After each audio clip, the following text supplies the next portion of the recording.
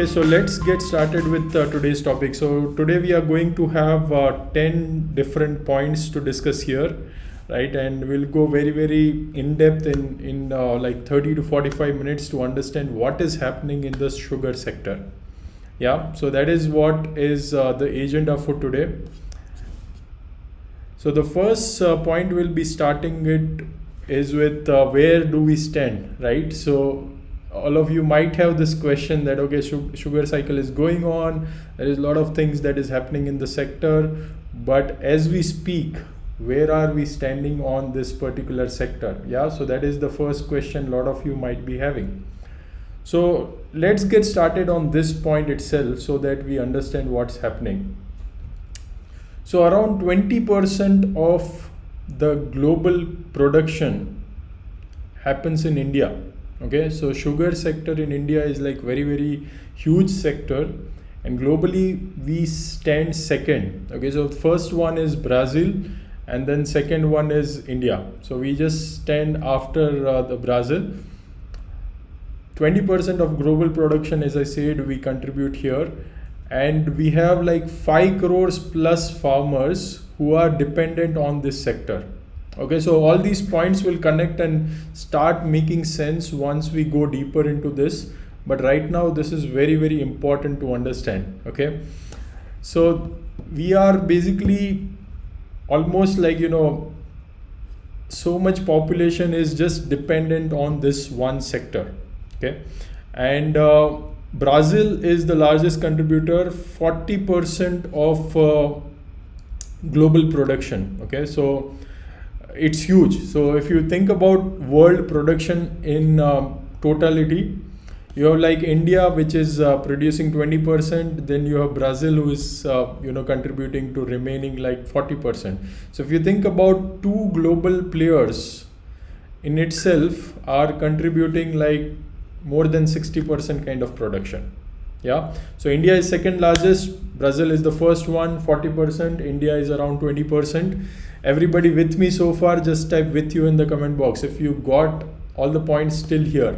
Okay, so that is the first part, and we are going to go deeper into different topics, so this is just the beginning. So we will go in depth in terms of understanding what is happening. I'm also having a gift for all of you, so just stay on so that you understand the entire thing and how to analyze. I'll share a template also with you so that you can just implement that and you can get started on this if you are just beginning. Okay, so the second one is, how is the overall industry segmented? Okay, so let's learn about this and see what it means. So in India, now we are going deeper. Okay, so basically globally 40% Brazil, 20% India. So in itself, globally we are like very big player in the sugar industry. Now think about India, what states are contributing. Okay, so there are 4 major states which are majorly contributing to this sector. Okay, so there are 4 major states, and these are the states which are in front of you. So the first one, top contributor is UP, Uttar Pradesh, then you have Maharashtra, then you have Tamil Nadu, and then you have Karnataka. So these 4 states are major states, and if you see the statistics, these 4 states alone are contributing 80 to 90% of sugar within India itself. Okay, so there are 2 parts to it. One, the sugar cane production, and then you have sugar production. Now the thing is, sugar cane is a perishable commodity, right? It has a lot of moisture and water inside it. Everybody with me so far? So you need to have the sugar mill which is doing all this process as near as possible. That's why most of the sugar mills are situated near to all the sugarcane producing states. Okay, so majority of the sugar mills are concentrated in UP, Maharashtra, Tamil Nadu and Karnataka because the sugar cane production is much higher in all those states. So that is one factor to note in. Now, how many sugar mills are there in India? So as we speak today, there are like around 485 this is like, I think, January 2021 data. Okay, so it's not like latest, but it is like 2011 data. And we have like approximately 485 mills which are operational, which are working. If you think about total number of mills, they're like more than 600 plus or 700 plus kind of mills, but operational are 485. And all these things will connect when we start going deeper into this topic. But right now you have to just take notes, right? Hope you all are taking notes. If you are taking notes, just type taking in the comment box. Yeah, if you are taking notes, just type in the comment box so that I know that you all are taking notes, because all these things will tie up in the bigger picture when we are going deeper into this. Okay, so now 80% of them are in 3 states: Maharashtra, UP and Karnataka. So this is like the structure of this entire industry, which it looks like. Yeah, so that is the second point which we need to understand. So once we understood where we are standing in the global footprint versus Brazil, let's go deeper. What is happening in the world currently? Okay, so what is the global scenario? Let's try to understand that, and you will start getting idea where all these connecting dots will start to make more sense. So Brazil, which is 40 to 42% of production of the entire world, this year in 2021, they are seeing their output drop by 35% compared to the last year. Okay, so now if you think about 40% down 35%, what is the approximate percentage which is forming there? So it's approximately like, if you think about even 30%, it's like 12 to 13% of the global production that has gone down. Okay, so that is one thing that is happening. Second is the bad monsoon which they had, that's going to continue, and there is much lesser sowing that is expected. And other countries are not having higher output. So there are like Thailand and European countries which are just like same as last year. Whatever they used to have, they are having that same output and they are continuing with that. Okay. Now another side, China is importing a lot more sugar. So they have accelerated their agri commodity imports, and sugar, they have actually done 2x import than the last year, what they did in the first quarter, like January to March. Okay, so they are like piling up a lot of agri material. I don't know why they are doing it, but across a lot of other agri commodities, they are doing it. Okay. Now, if you think about global data, so every year approximately like there is 173 million tons of production. So that is like average production, okay, on a normal basis. And you have consumption of around 174 million tons. This was last year. So basically some inventory will be there left over from the last year, and they will basically give it to the next year, right? So it's a deficit, but a lot of time the consumption actually happens, right? So it's not like people are starving. They can use the spillover inventory from the last year also, right? So that is happening in the global front. Everybody with me so far? Yeah. So we'll start connecting the dots, but understand these points one by one, and it will start making much more sense for all of you. Okay. So the first point we discussed where we stand in terms of world production. 20% world production. First highest is Brazil with 40 to 42% production. We have concentrated industry. 4 states contribute like 80 to 90% of overall production. And the concentration is in UP, you have Maharashtra, you have Karnataka, and you have Tamil Nadu. Okay. So that is in terms of concentration. Third thing we discussed is global scenario. The production of Brazil is down, and China is importing more. All other countries, the production is almost flat, almost similar to last year. Okay, so that is the broad points in terms of our discussion. Okay, so now let's go around what is the cycle that plays out in India. Okay, so when the farmers get big, price for the crop, next year what they happen is they want to sow more, right? So they will do a lot more production, they will cultivate it more versus other crops, because sugar industry or sugar cane industry itself is one of the most profitable industry.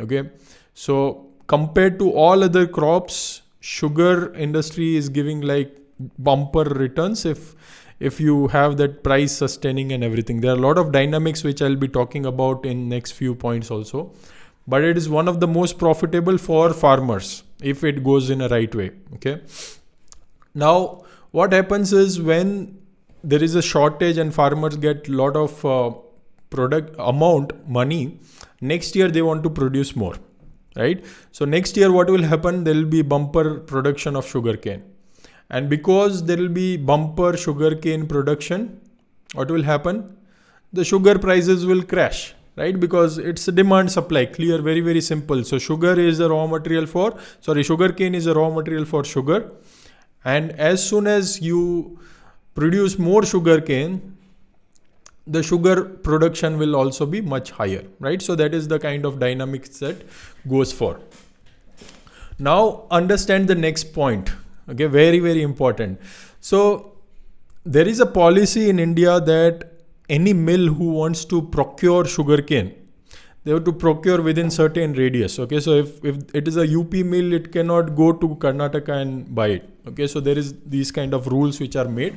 So they have to basically procure from the almost same state, nearby region, and there is prices fixed, so there is like minimum MSP which is fixed. There is a state prices which are now fixed, so they cannot procure below that price.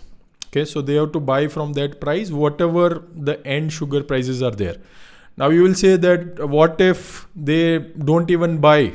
Okay, so they don't produce, then their factories will run with a much lower capacity and it will harm them much more than they produce. Okay, so that is why they need to produce the sugar, that is for sure. Now there is some MSP for sugar also, there are prices which are held, but many times what happens is because the prices go so low that they are not able to break even.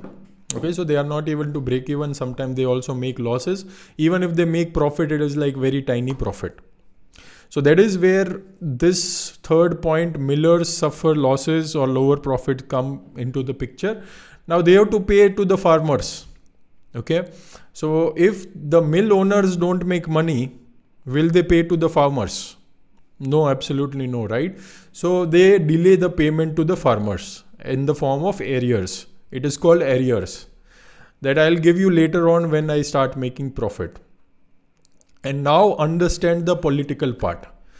So 50% of, I think, cultivable land in Uttar Pradesh, which constitute almost like 38% of, acreage or hectares which are there in the entire state, is just dedicated to the sugarcane production. And you learned that first figure, right? Now everything will start tying back. So 5 crores farmer are dependent on just this one crop, sugarcane. And if you think about UP, which is like producing 1/3 of the sugarcane itself, then the political ramification starts getting bigger, right? So if the farmers don't get paid, that hurts the vote bank, and they put pressure on the political parties and their political leaders, and they have to intervene. So government needs to intervene in some way or the other. So sometimes they will give some cheap loans to all these sugar mills companies. Sometimes, they will waive off some areas, or sometimes they will give some subsidies, and lot of things are done. You can go through all the news. Now it will start making much more sense. Okay. If you have understood the entire story till now, just type noted in the comment box if you are watching it from the Facebook live. Yeah, so just type noted in the comment box. So that is where these dots start connecting. Okay, so now what happens? Let's understand the next dynamics. So now let's go to the next point and try to understand the bigger picture after connecting these dots. So basically this cycle continues. Okay, so there is bumper crop, Sometimes they make good money, sometimes they don't make money, and farmer gets money. That time they are happy, they sow more.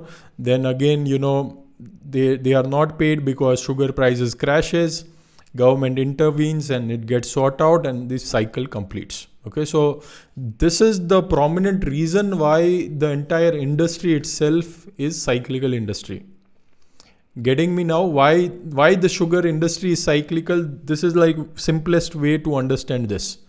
Okay, so because this entire thing continues again and again after few years, and of course there is like sometime monsoon is less, sometimes there is some disease in the crop, all those factors are anyways there, but this again is a major reason for the cycle as well. Okay, everybody with me so far? Yeah. So let's now jump into the next point. So now what is happening right now in India? What's the big picture? So India imports more than 80% of crude oil from outside, right? We all know this because we don't produce the crude oil, and we are dependent on all these, Middle East and all other countries for our crude oil requirement. From that we have petrol, diesel and all those things which we refine and then use it. Now what government has done now is launched a program. Okay, now the things will start getting interesting and we'll know why the entire industry is moving. Okay, so there is a program called EBP. Okay, just note this down. EBP, Ethanol Blended Petrol Program. And there is this press release which I have noted here. I'll just share that as well, just for the benefit of everybody, so that you understand what I'm talking about. So they have come out with the entire circular, and they have put in the entire policy. Yeah, Arjun, great to see you here. Nitinji, great to see you here as well. Yeah, so I'll just share this thing. Just give me a second. So I'll share my browser and we'll see what does this policy tell us. Okay, and then it will start making much more sense after that for all of you. Okay, so let's go and jump into that window. Let's go here. Okay, so now this is the policy which is laid out. Hope it is like clearly visible to all of you. Yeah. So this policy was released on 29th October 2020. You can see that here, right? So it is 29th October 2020 it is released. I'll just increase this space so that you can clearly see this. Yeah. So now it should be super clear. So this policy, as I mentioned, it's Ethanol Blended Petrol Program, which is happening. And there are like three kinds of ethanol you can produce. We'll go into this a bit, just hang on. So there are three kind of methods. Just right now, just note this down so that when we connect the dot, you will understand even bigger implication of what it is. So what they've done is there are three kind of processes in which you can make this ethanol, which can be mixed with petrol so that you can make this more bio-friendly fuel, and you substitute the import, right? So we have a lot of imports, as I mentioned, 80% plus imports, and that is where this policy comes into the picture.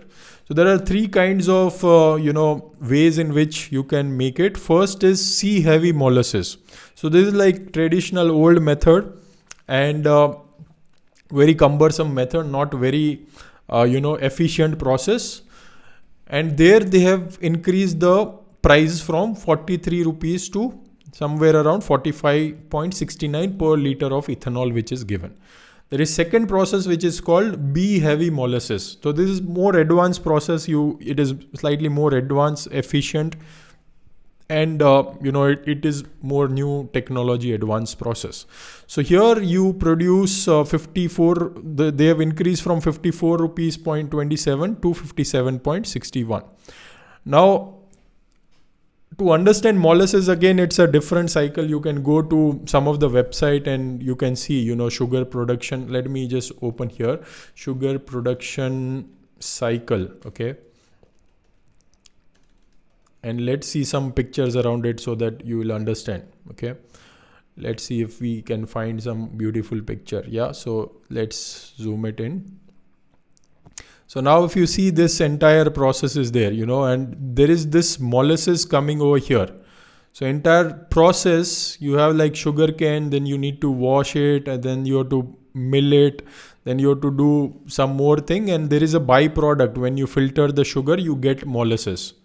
Okay, so from this molasses you ferment it, like how beer and everything is made from barley.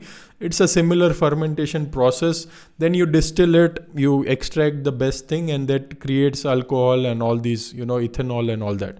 Ethanol is basically one form of alcohol only, right? So this is how, entire process works. You don't need to go into that process, but the key point to understand here is that molasses is a byproduct. It gets produced along with sugar, and then you ferment it and you distill it and you produce the ethanol. That is one way of doing it, and that's where this C heavy molasses and B heavy molasses comes into the play. But the third method is directly you can produce ethanol from sugarcane juice or sugar syrup.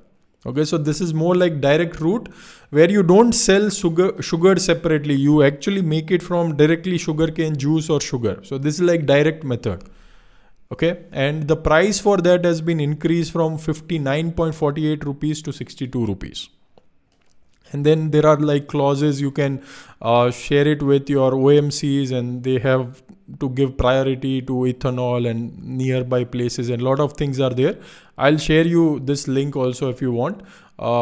You can go through it later on. Okay, so I'll share this link in the comment section, and you can go through it. Now this is one part of it. Now what is the mix? What is the blend that they are required to do? Let's understand that, so that it will become even more clearer. Okay, so you cannot just like put everything in ethanol into your whatever vehicles are there and start replacing it with petrol, right? It is like a blended thing. It needs to be blended. It is not like just full on you go on and produce whatever you want. Okay, so what needs to be done? Okay, so let's come back to mind map and let's understand what needs to be done. Okay, so let me go back here and let me switch to my mind map. Okay, so now what is happening?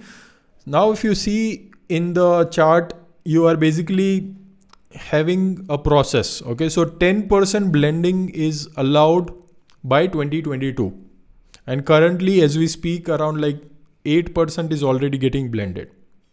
So now all these sugar mills can produce ethanol side by side from any of these three processes: C molasses or B molasses process, or direct sugar or sugarcane process, which we mentioned, right? But they can blend up to 10%. And the idea is from this policy to take it all the way to 20% blending by 2025 to 2030, which translates to like 900 to 1000 crore liters of ethanol. And it's not just like getting from the sugar industry, it can be also from grain-based distilleries, right? So you can ferment other grain-based products also. You can have the molasses from there also, and you can do the same thing in a slightly different way. But the idea is 50% of this will be coming from sugar-based industry. So that is the projection, and it's huge. Okay, so right now we are like from this 900 to 1000 crores, we are, even if you think 500 crore liters, we are like nowhere there. We are still far off from that. Now the other point in India is subsidy on exports. Okay, so now if you think about what is happening overall, that Brazil, there is production shortage. Overall, globally also, as we mentioned, there is shortage, right? So we touched upon this global scenario, and the consumption and production is almost similar. So now if Brazil is dropping by like 10 to 12 million tons, then of course, if other countries are not pulling it up, India will have a lot more demand. Okay, so India will have a lot more demand in terms of export. And government gives export subsidy like 3,500 crores, which it is already announced. And based on the tonnage of production we do, it translates to approximately 5,800 rupees, or you can approximate it to 6,000 rupees also, right? So that is another point to look out. We'll come back to that also in the next point, so that you get the connecting dots. Now this will mean, what does ethanol production mean for Indian companies? So earlier, as I mentioned, the classic cycle, the last point which we discussed, right? So every time you used to have that cycle, because a lot of sugarcane production is there, sugar prices used to go down, millers used to make losses, they have to run their factories, otherwise, they don't get that operational advantages. But now there is an option. Okay, so now there is option. They can basically make ethanol if they are not able to sell sugar profitability, right? So if they are not able to sell sugar profitably, then they can sell ethanol and make money out of it. So this is one of the most important point to understand and absorb. Okay, if you are clear so far, just type super clear, because now things will start making much more sense after this. If you are super clear, just type super clear in the comment box. Yeah. So that is the big picture. Okay. So the story is basically the ethanol which is coming into the picture, that is kind of removing the cyclicity to an extent from this sector, which used to be earlier. Okay. So that is the game which is happening in the overall sector. And that is what you should focus if you want to study this sector in a big way. Okay, so if you focus on this part, it will, tend to go to the next level, and you will be able to understand in a much better way.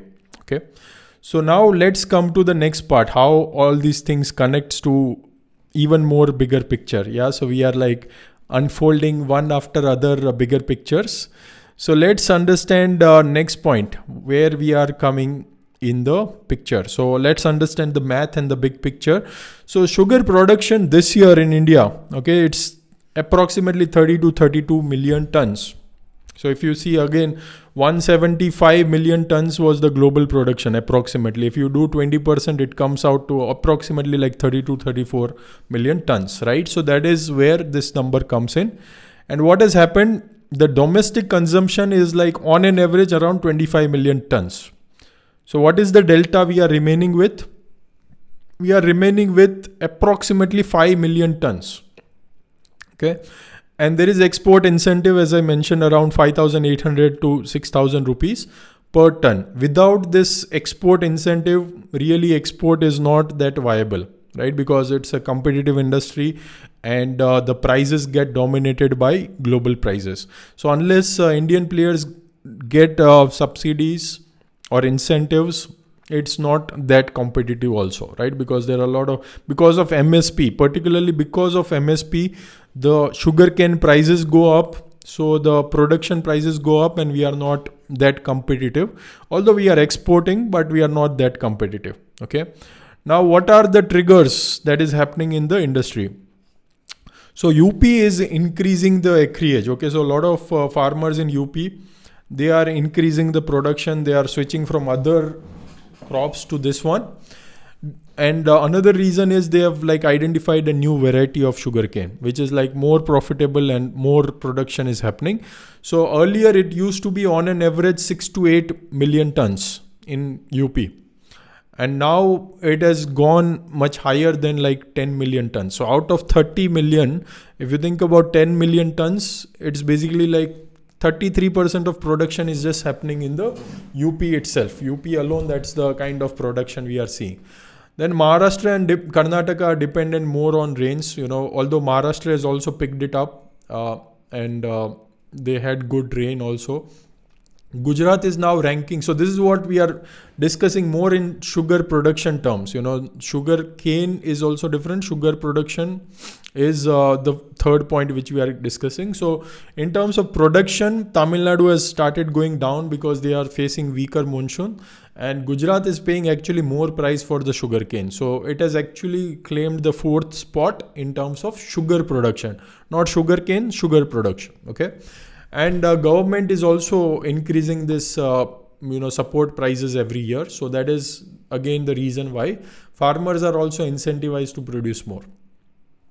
Now, because of this global deficit, the sugar prices are going high. And how to check the sugar prices, I'll tell you now. Everybody wants to know how to quickly check, because if you are able to check the global sugar prices, it will give you the clues, right? So rather than just tracking the share price of Indian companies, the better way to go about is you check the sugar prices on the charts globally, what is happening. That will give you clues that how the sector is headed and everything. Okay. So I'll just open the trading view and you'll understand what I'm talking about. So if you have a trading view link, you can just open at your end. I'll just show you and share the screen right now so that you understand where we are going. Yeah. So let's go to Google Chrome. And let's understand this, right? So the ticker is very simple. SB1 will give you the ticker of sugar futures, continuous contract basis. And you can even check on NCDEX. There is like Kanpur sugar prices. There are like spot and future prices. You can check the spot prices if you want. And there is Kolhapur also. So Kanpur, Kolhapur, you can check the sugar prices from NCDEX website also. But see, because in India you have this MSP and everything, there is a lot more regulation. The global prices are more reliable if you are thinking from the export angle and global demand supply angle. So this will tell you whether the global demand supply and all that is going into your favor or not. Okay. So what is happening here? If you see, the sugar prices continuously started increasing back from 1st April. So 1st April it made a low and then it has been very, very fast journey. And if you relate that with the sugar companies movement also, you will find good amount of correlation. And now for last few days it has like stabilized. It had fallen a bit.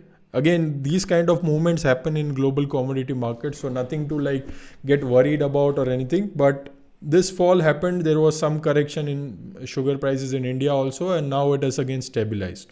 Okay. So that is what is happening in the global cycle. And if you see the trend, it's kind of, going in a super cycle, so last 1.5 year, like it is almost double. Yeah. So it was like around $8-9 and it is right now around $17-18. So this is what is happening overall in the cycle, okay, globally. And this is very important to understand. One, because if you have option of export, that is again good. You earn from export if it is a good big company. And second option is ethanol, which has opened up, right? So the key here to understand is ethanol thing, what it does to the industry. First, it removes the cyclicity. Okay, so now you have option that you don't make money in sugar, you go back there. Second, you have option to export, and now the sugar prices globally are going much higher. So if you get incentive to export and do all these things, you are much better off, right? So these are like two triggers which you need to focus. If you are liking it so far, just hit a like button on the post so that I know that you are getting a lot of value out of this discussion what we are doing, right? So just hit a like button if you are getting a lot of value from this. Yeah, superb. Thank you. Great. So let's move to the next point. Okay, so we understood a bit of math where we are standing in terms of production and everything. So there is surplus right now. 30 million tons is production, 30 to 32 million, 25-26 million is the consumption in India, domestic consumption. Remaining you can export or you can make it into ethanol. That is what has opened up. Okay, so that is the magic that starts happening. Now what are the companies doing, right? Everybody wants to know that. So what are these companies doing to take advantage of this? Let's understand that. Okay, so let me just go back to my mind map and let's understand what these companies are doing. So now if you think about what company needs to take advantage of this entire trend, and now if you think it is a more like a structural trend, right? So you have seen like there are targets till 2030. So it's not like it's just going to go away, right? So the ethanol thing is more structural change now that is happening. And there is a deficit again. And we'll also now see what are the capacities that are building up, what are the supply, what is the target. So there is a care rating report which is there. So what I'll do is I'll just open up that report in the browser for benefit of all of you. and let's understand what is going on. Okay, so let's try to dissect this entire thing, that where all these things are going on and how the companies are making advantage or taking advantage of this, right? So what are they doing about all these opportunities? So I'll just share my browser again, and let's go to this CARE report. Okay, so now if you see this report, it's like a 6-pager report. You can search also with the same topic. Okay, ethanol capacity, supplies and target. It was in October 2020 when this policy just came in. So if you remember the policy which I shared you, it was also October 2020. Yeah, and by the way, I'll also give you a template just in case you don't have it, in terms of how you can do this entire cycle analysis. You know how the profitability and everything fluctuates. So I'll just give it in some time, in like few minutes. So just be alert, right, whenever I'm sharing that. So this is what is, again, same story which I told you. There is this 6 million tons of sugar which is exported, and if you do 3,500 crores, it comes out around this thing. All these things are there, and as I told currently there is like 7.5 to 8% of blending that is happening. 10% is the target by 2022, and 20% is the target by 2030. Now, again, WTO has told, why are you giving subsidies, and all those things are all going on. So that is a different topic altogether. But where I am interested is this. Okay, so what are the state-wise supply? Okay, what are the capacities currently? So as we discussed, there is like 900 to 1,000 crore liters of capacity which is required, right, if we want to go that 20%. Now if you see currently, it's just supply is just 183 kind of crore liters, and this is the capacity, right? So we are actually not making enough, and with problem with the molasses is, there is like very small amount you get it from molasses. It's not as high as you can produce from direct sugarcane, right? So right now, if you see this breakup, the sugarcane thing is just 18%. Okay, and the B molasses is like 40%, 50% is C molasses. So the shift is happening from C molasses towards B and sugarcane juice, and there are some methods also where you can switch between all these things. Just let me take some water, right? So that is the clear shift which is happening.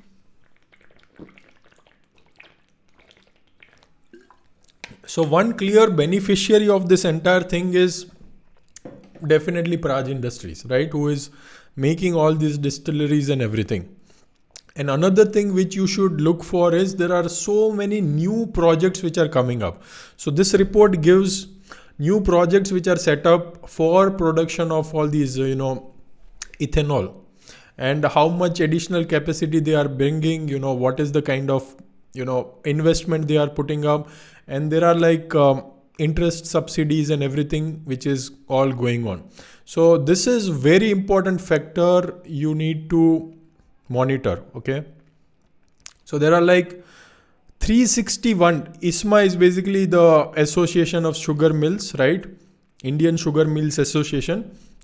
So you can even go to their website and do a lot of research, but note this point down. Okay, 361 projects have been received approval from Department of Food and Public Distribution, and these projects are expected to add 13,464 kiloliters, which implies additional 444 crore liters of ethanol.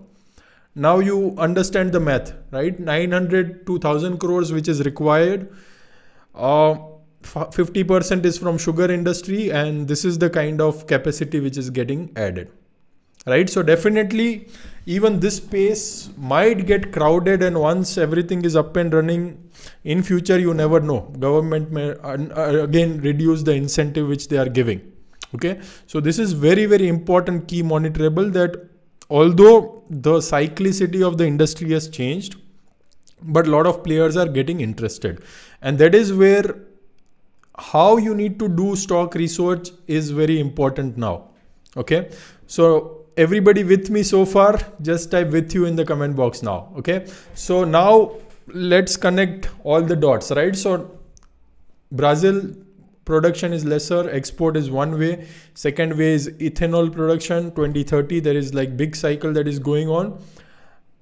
In India, a lot of projects are getting approval and that directionally it is going fine, right? So one beneficiary definitely is Praj industry. And then you need to understand how it can pan out. Okay, so now what different players are doing, that will give you very, very good clues. So if you want to understand how the listed players will get benefit out of this, what you need to do is whatever these projects are getting sanctioned and whatever new capex are coming, the idea is to understand which player is putting how much capacity. Okay, and I've done some basic thing you can understand from this, but you have to do more deeper research. Okay, that will give you who is the winner and how this will entirely pan out. So the first thing you need to understand is the capex for ethanol plants is must track. The payback period is like 2 to 4 years. Okay, so you put up say 100 crore rupees, like 2 to 3 years you recover your entire cost, maximum 4 years, less than 4 years you recover your entire cost. So that is why all the players are getting interested. Now if you see the commentary from one of the second largest player in India, Balrampur Chini is second largest player. They are foreseeing distillery revenue to be 2x in like 3 to 4 years. I think they have like 30 to 40% revenue share, as far as I remember correctly. The revenue share from this distillery will go 2x. Okay, so whatever they are doing right now, it will go 2x in 3 to 4 years as per the projection. And this is one of the well-run companies, good cash flows. They don't aggressively take too much of debt, and it is like very smoothly run company if you see their balance sheet and all that. Now, if you want the template where you can see all these financials, just type BIO, bring it on in the comment box. I'll share the template link with all of you, and you can note this down, right? So it is technofunda.co/Excel. I'll also share in the link below. So what you can do is you can just download that template and upload on Screener. All the steps are there, and you can actually see the trend, how it is going. Yeah, so I'm just sharing this Excel gift with you. Yeah, so just see in the comment section, I've just shared the link, okay, with all of you. You can just copy paste that in your browser and you should be able to see that. Yeah, so that is where you see the trend, how the debt trend is there, how the cash flow trend is there, and you'll understand the cyclicity. And if you download for 4-5 key players in the industry, you will understand which is more cyclical, which is less cyclical, who is the strongest player in the industry, right? So this template will definitely help you in that way. Now what they have done, Balrampur Chini has actually increased the capex amount. So if you read this article, I'll just open it up also for the benefit of everybody. So they have basically increased the target on the spending amount. Okay, so they were thinking of spending slightly lesser amount, but now recently the news has come in that board has approved more amount. So let me just share the screen and show it to you. So if you see the screen here, they have revised the target. So they are putting like 320 kiloliters per day kind of distillery plant, and they have sanctioned like 425 crores about it. Yeah, so earlier it was slightly lesser, around 320 crores, but now they've increased by 105 crores. Yeah, and if you see, they are going to fund through internal accruals. As I said, Balrampur Chini is like very well good cash flow kind of company. So they are going to fund through internal accruals, and they also got the approval. Okay, so although that list which I showed you, they already got this approval, and you can see the projection also in terms of what is the kind of revenue generation they are going to do. And as I mentioned, see, the payback period is less than 4 years. Yeah, so that is what they are going to do here. Okay.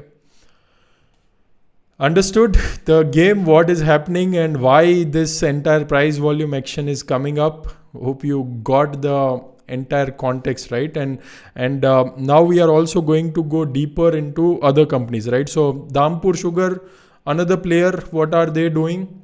So Dhampur Sugar is basically relatively more cyclical. So they take on debt and they basically fluctuate even more. And this also could be a good turnaround kind of story. So if you want to play slightly risky bets, you can go with all these kind of players. If you want to go safer bets, go for debt-free kind of companies. Now, how to play, right? Very important question.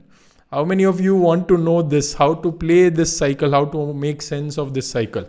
Yeah, just type me in the comment box if you want to make sense of the entire play, right? If you want to play the game.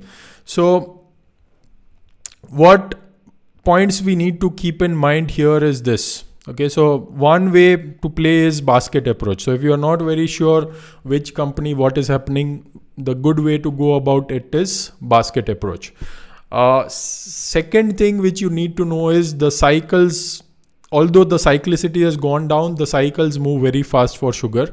And I'll tell you what all factors after in the risks and everything, what all factors you need to monitor. The monitorables also I'll mention. Because although we feel that the cyclicity has gone down, and that is why, there is a lot of PE re-rating which is happening. Because what happens is when there is a cyclical company, you know that the earnings are going to go up and down. So you'll not give very high price to earnings multiple to these kind of cyclical companies, right? Because you don't have that high predictability of this entire cycle. So that is where the current thing, what is happening is more like a PE re-rating. Okay, so there is like the multiples are getting re-rated because the cyclicity has gone down. But still there are a lot of variables which are there, which I'll be telling you in the monitorables thing in the 10th point. So one way to go about it is basket approach. Second thing which you need to be very clear is always average up. So as the cycle moves and you get more confident, fundamentals are playing up, government is not intervening, that is where you keep averaging up. And must requirement, okay, listen this carefully and note it down. Very important is exit strategy. Okay, if you don't have exit strategy, then it will kill you. Okay, so I use my TechnoFunda approach, like what I shared you, right, is more like a fundamental view in terms of where the things are going and everything. And I go deeper in terms of fundamentals, what is happening, right? So that is what will give you more kind of conviction that, okay, this is like structural or it is like short term, where things are heading. Is it good, which companies are debt-free companies, which are not debt-free, how to play and all that, right? So that is one part of it. Another part is, how to play the unpredictable things. So that is where, I follow this TechnoFunda approach where I rely on different indicators, I apply exit strategies and all that.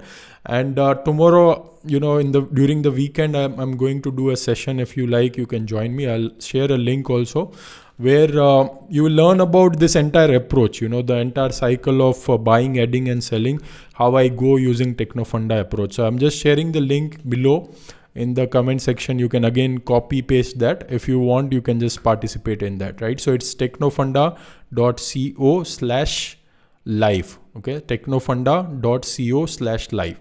So you want to join live tomorrow, you can join in that masterclass, and the link I've just shared below. Okay, so that is very important point. You need to make sure, play basket if you are not sure about one company, average up, and always follow your risk management. Okay, so don't put like 20-30% of your portfolio into these companies. Again, you can consult your financial advisor if you want, but this is like what I personally believe. Okay, so there is always risk in these kind of companies. Okay, so let me now share the mind map again. So what are the risk and monitorables?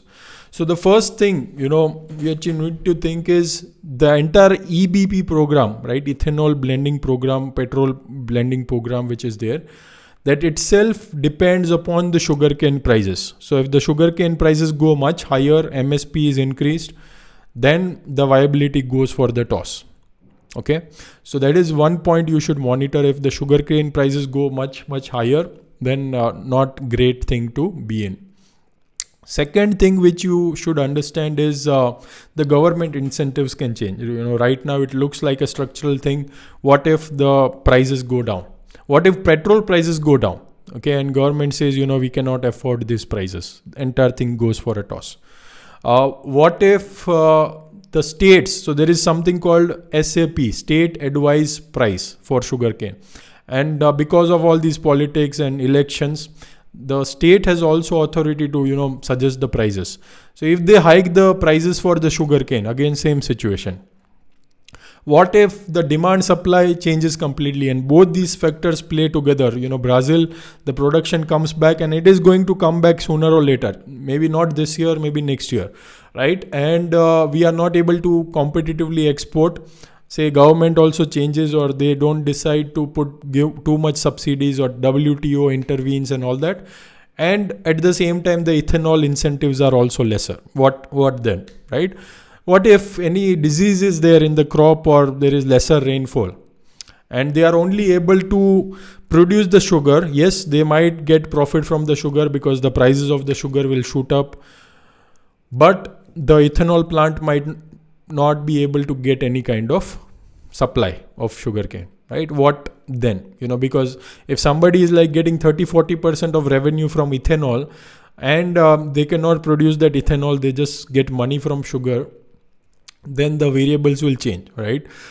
The next thing is a payback period of capex. So if capex becomes expensive, the approvals get delayed, they've taken loans and everything, the payback periods can also differ, and that can put strain on the balance sheet.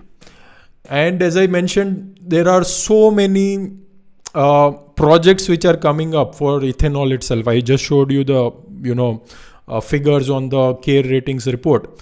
So if there is so much of capex that is happening in future, definitely we are going to have oversupply, because right now it is all lucrative, everybody will make money.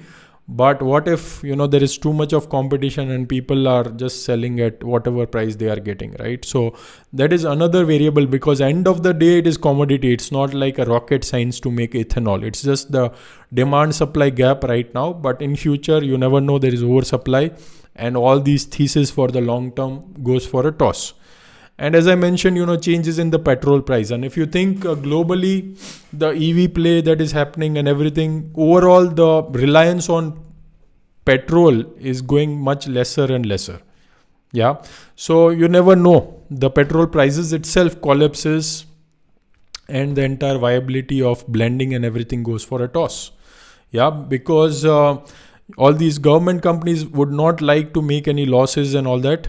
So that goes for a toss. Yeah. So that is another variable you should look for. So these are like risks and variables which you should know before entering into this cycle. And these are some of the references, I've shown some of the government sources. I've read many research reports around it, a lot of news articles. So all the credit and references for all these articles. And finally, a quick disclaimer. This is only for educational purpose. All the views I mentioned are my own personal views. Somebody else might have different views around it, and they might think differently for sure. And these are not buy or sell recommendations, right? So make sure you do your research and understand the game before playing the game. Yeah. So make sure you learn the entire process. And as I mentioned, if you want to join in my upcoming session for understanding this entire process around having the exit strategy and averaging up, you are most welcome. Right. So that is it from my end. If you have any questions or queries, just let me know. Happy to answer that before we depart for tonight. Yeah. And hope you enjoyed this session. If you loved it, make sure you share the link with your friends and, connect with other investors and share your views with regard to this. Yeah. So if you have any questions, just put in the comment section. Happy to answer them. And let me know. What do you think about it? Yeah, enjoyed the session. Amazing. Thank you. Superb. Any questions? Any question, comments, remarks? Yeah, so you can just go through that link, if you want to join that session. I've just shared in the comment section. Yeah, everything is mentioned there. You will get the link and everything. Yeah. Superb. So thanks a lot, folks, for joining. If you don't have further questions, and enjoy your remaining weekend. And thank you for joining. How to use the Excel, I've mentioned the steps over there. So just download the Excel and there are all the steps which are mentioned. There is a video also if you want. Yeah, so there is a YouTube video link also in that first step. You can go through it. Yeah, so thanks a lot folks. Great to have all of you here.